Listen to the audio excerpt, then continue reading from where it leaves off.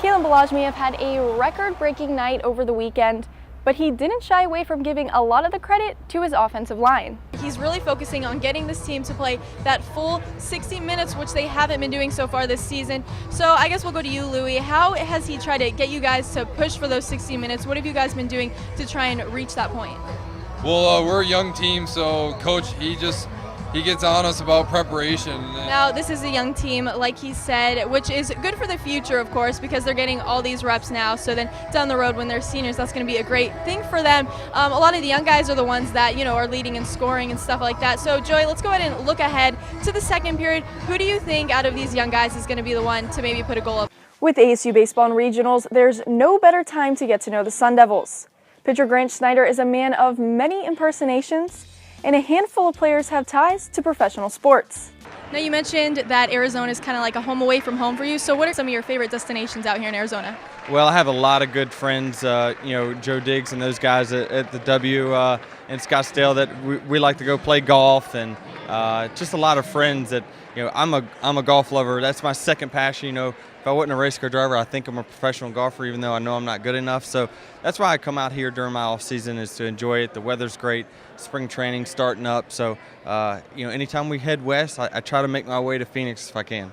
Now, speaking of spring training, did you play baseball growing up? Were you a big baseball kid? I did. I think every kid at some point takes in baseball. He said it's a matter of pride with this matchup. You can't lose to a team 3 times in a season. So he said that's going to be huge for them, and they need to go out there and win for that pride. And he really thinks it's going to be a great matchup. He expects his team also to try and play that full 60 minutes. He said that they haven't done that once this season. So going into tonight, that is their main goal. It's no secret that there's a rivalry between the Diamondbacks and the Dodgers. When D-backs fans were asked what bugs them so much about Los Angeles, it had less to do with the team and more to do with those who support them.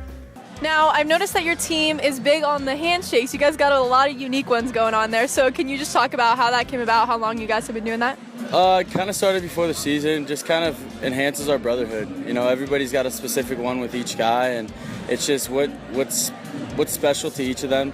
So kind of before the games, we all get together, do our thing, and just gets us ready to go. The ballpark's fairly new for you guys. You moved here in 2012. Can you just talk a little bit about what it's like to play here?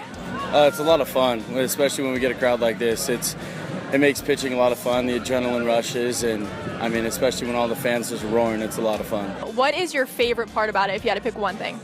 How big it is. Makes pitching a lot easier.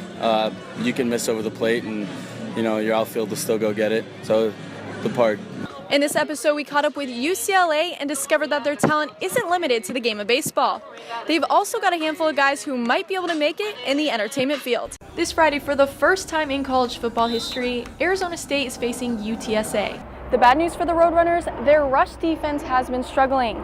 And with the two-headed monster of Kalen Ballage and Demario Richard, UTSA is going to have their hands full. Last week, UTSA allowed 220 yards on the ground to Colorado State. The Sun Devil defense will have to watch out for running backs Jarvion Williams and Jalen Rhodes, as well as wide receiver Kerry Thomas. They're got very talented guys. Their running backs are both very, very talented. They are definitely a Division I program in talent. And being the state of Texas, there's the population of Dallas and San Antonio and especially Houston. There's a lot of players to go around. We had our hands full week 1. And they're a lot better personnel-wise. I thought first week the quarterback very similar this week. The NAU's quarterback is, I think, a good one. The receiver at NAU 3 and 8, Butler kid is really special, and so they got 4 and 7 off El Paso. San Antonio's team that are really good. Kickoff is at 6:30 Pacific time in San Antonio, and the Sun Devils look to keep the Roadrunners winless against Power 5 conference opponents. For the Walter Cronkite Sports Network, I'm Megan Plain. Another thing about you is that you had a weird high school superstition. You want to tell us a little bit about that? Well, in high school, I wore the same undershirt the first 5 games of the season, and we won all 5 games. So obviously I didn't stop, and I ended up wearing the shirt the whole season without washing it. Pretty gross. There you go. You got to do what you got to do. Now, lastly, I hear that you're good at imitating the lead singer of Creed, so you want to go ahead and do that for us? It's true. I guess I'll take the mic here. Well, I just heard the news today. It seems my life